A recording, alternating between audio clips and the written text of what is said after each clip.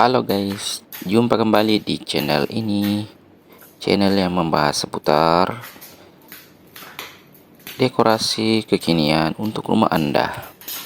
Oke teman-teman, di video kali ini saya mau berbagi tutorial melepas vinyl lantai lem ketebalan 3 mili. Jadi teman-teman, untuk melepas lem atau vinyl yang sudah lama,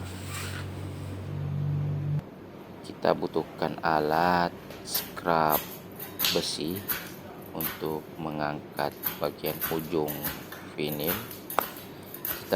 Setelah itu teman-teman, kita tarik pelan-pelan agar vinilnya tidak terputus atau tidak patah,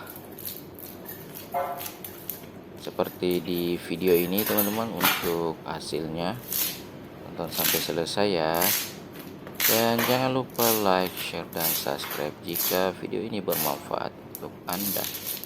Terima kasih, salam sukses semua.